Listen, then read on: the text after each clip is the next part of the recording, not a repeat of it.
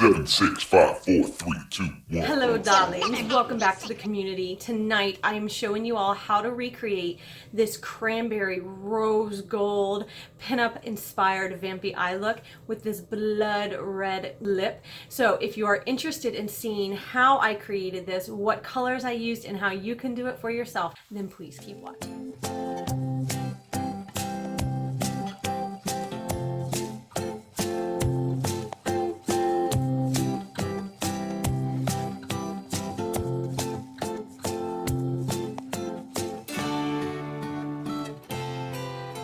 So before I get this tutorial started, I did want to mention that I have used a white foundation to make my skin look more pallid, more pale, more ghoulish. If you're interested in seeing that part of the video, I launched it last Monday. I will put it up right over here. You can click right on it, kind of see how I created my complexion. If you want to see more content like this, make sure you subscribe and hit the bell notifier so you always know when I post something new. And with that, we're going to get started with our cranberry rose gold delicious eye look. All right, guys, so the first thing I'm starting with is my MAC Pro Palette in Light. If you've watched a few of my makeup videos, you'll know that I like to cut my brow using the pale yellow shade from the palette, which is kind of like a highlighter. And I just use a small flat concealer brush to just apply that right underneath my brow. Now, if you guys are really interested in seeing how I do my brows in general, please leave it in the comments thread and let me know, and I will put a dedicated video together just talking about brows and how I do mine in particular. So this is the Painterly Paint Pot from MAC. I'm going to use a large concealer brush like this and apply it from my lash line up to underneath my brow bone. I'm not going to go over the concealer just because I don't want it to muddle up the highlight that I created using the concealer. And then I'm also going to apply this underneath my lower lash line, mainly because we're going to be putting eyeshadow down there. So tonight we're going to be using the MORPHE 35V palette. If you follow me on Instagram and you're a part of my community over there, you would have saw me do a live about this, and I also went on Insta story and talked about this a whole lot. There's also a couple pictures in my feed about it. So if you haven't followed me on my Instagram yet and you want to see a lot of sneak peeks and what's up and coming, even including YouTube videos like this, make sure you head over there and follow me at Beauty and the Grinds. So tonight I'm going to start this look off using the shade Go Nude. And basically what I'm doing with Go Nude is I'm setting the primer. So I'm going to apply that on my lash line and in my crease, going just under the arch of my brow. And I'm using a 214 brush from MAC. This is one of my favorites. Now, switching gears, I will be using a 217 brush from MAC. This one is already dirty because I just did the other eye. And I'm going to start off using Wild Thing. What I'm going to do is I'm going to press this eyeshadow into the corner of my eye and bring it up into the crease over towards my nose and use windshield wiper motions to kind of blend it in. Then grabbing a 219 brush from MAC, I'm going to take that same color and apply it to the outer corner first and subtly work it in underneath my lower lash line. I'm not going to go all the way over next to the tear duct. I'm going to stop before I get to the tear duct. But this will at least allow some shadow underneath the lower lash line to kind of create the rest of the look. So going into the palette in that 219 brush, I'm going to grab Addicted. This is a dark kind of mulberry shade. And what I'm going to do with this is I'm just going to kind of create an outer V, and I'm going to press it into the outer corner of my eye, because I find that if you just flick these colors all around, that's where you get fallout. I'm going to take a little bit of the same shade and apply it just underneath the outer part of my lower lash line. I'm going to bring it in very slightly, but not far. And then I'm going to connect right at the corner. I'm going in a rounded motion with my hand and bringing it into the crease. Now, to soften and diffuse these colors, I'm going to grab my 217 and I'm just going to blend them going in towards my nose. These are just really important techniques that I find really help to streamline and cultivate an eye look really quickly. So I'm going to go back in and I'm just going to play in between the Wild Thing and the Addicted shade, and I'm going to just press that into the outer corner. Now you might be wondering why I'm not going with pigment on the towards the inner corner of my eye on the ball of my lid. And that's because I'm going to actually be pressing in the rose gold shade that you see right here on my eye. And I really want it to pop. So I want to keep that area kind of light. Then using my 224 brush, I'm going to grab the color called Turned On, which is this really fun orange. And I'm going to wash the crease with this color using the 224. The 224 is a gorgeous brush because it allows you to diffuse color softly and apply them one on top of the other in like a soft watercolor effect. And when I get to the inner corner of my eye, I'm going to be bringing that color up very softly towards the beginning part of my brow and then blend it down towards the outer corner of my eye so that I still get this beautiful pop of highlight underneath my arch. With another 219 brush, take the turned up shade and apply it underneath the lower lash line, starting in the middle, so like right where the middle of my pupil is, and then carrying it over on top of the other shades. I'm going to keep this inner corner clean because that's where I'm going to pop the rose gold shade at. Now I'm taking the Addicted shade, which is the darker mulberry color, and applying it just on the outer corner of my lower lash line. So really what I'm going to do right now is I'm just going to make sure everything is blended and looking really good. I will be applying more eyeshadow after I put the lashes on. Now, using my ring finger, I'm going to grab this color right here called Heartbreaker. Seriously, I would have purchased this palette just for the shade Heartbreaker because that's how beautiful it is. And I'm going to take that color, which is now on my ring finger, and I'm going to press it right into that inner corner of my eye. I'm going to grab a very teeny tiny brush. This is my 210 from MAC. I'm going to get some more of that rose gold. This is actually an eyeliner brush, but because it's so small, I find it's really great for applying colors like this near the tear duct area and underneath your lower lash line. So that's what I'm going to be doing. Now, to keep my eyes looking really wide and open, which this is the nod to the pinup and the retro in me, I'm going to be taking my NYX Wonder pencil and I'm just going to line the inner rim of my eye, just the lower inner rim.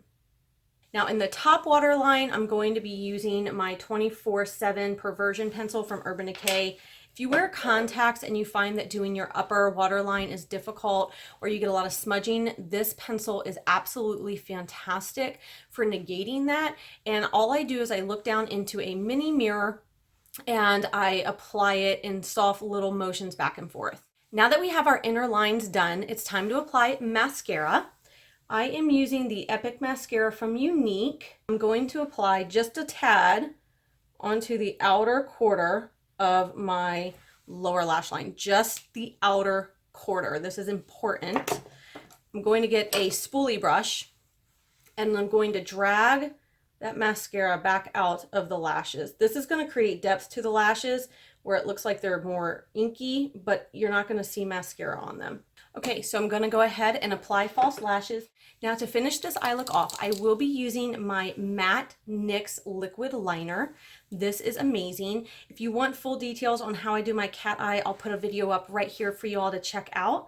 And what I'm going to do is just start at the outer corner and create basically the skeleton of my wing look, and then I'm going to go in and drag it down towards my eye and just kind of cultivate it from there, making it very thin next to my nose and making it thicker towards the outer winged part.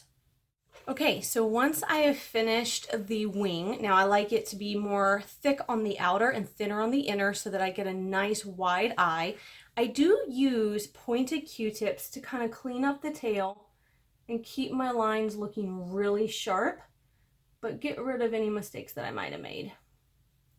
Now, I get to look at my eye overall, and I'm gonna do one last thing. I'm going to take my 224, I'm going to grab a little bit more of the Addicted, and I'm going to go in, and I'm going to increase the depth of my outer crease, just a little bit. And then I'm going to take a little bit underneath my lower lash line. And I'm using soft pressure here. This is not heavy pressure. This is very light. To finish this whole look off, I will be going back in with my MAC Pro palette, grabbing a little bit of the pale yellow and sweeping it underneath my eye using a 217 brush to kind of get any bit of eyeshadow that might have fallen down, but to really help chisel out this eye look. Of course, you're going to want to set it. Now, I use a paddle brush for concealing underneath my eye, and I also use the NYX HD Finishing Studio powder, and I put a little bit in the lid, and then I just get my paddle brush really loaded up with it, and I press that into the concealer right under my eye, going up where I place the concealer.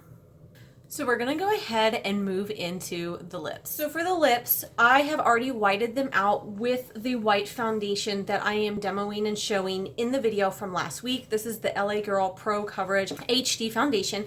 So they're already kind of dry, which means the lipstick is going to adhere a bit better. It's also going to make it more potent. So if you have any color to your lips whatsoever and you really want your lipstick to stand out or be true to what you see in the tube, applying a white base to your lips or even concealer to cancel out your natural tone is very helpful. So I'm using Black Milk Everlasting Lip Liner. This is from Kat Von D. Kind of matches my nails and I love it. And I'm going to go ahead and lightly outline my lips. This is going to help the lipstick adhere better and not be so patchy. These dark shades can tend to be patchy. So what I do is I start from the outside and I work into the Cupid's bow on both sides, and then I go ahead and do the lower lip and fill my lip in completely using the lip liner. So once I have corrected any mistakes using a pointed Q-tip, I will go in with my lip brush. I use a smudge brush, an eyeshadow smudge brush. I find that these work a lot better than actual lip brushes, and I just smooth the entire lip look in. You can correct some of this with the liquid lipstick, but I always try to do any corrections I need to before I apply my lipstick. Now, the shade I'm using today is by MILANI. This is from their Halloween collection. It's not in their running line, which makes me extremely sad because this stuff is gorgeous. This is the shade VIXEN, which is number 51. So all I'm going to do is apply this all over my lips. I'm going to go very judiciously with it, make sure that I get it in every nook and cranny, and then smooth over my lip liner so that it looks very, very smooth and flawless. Now, it's really important that when you are using liquid lipsticks, especially matte ones, you want to try to get this inner rim as much as possible.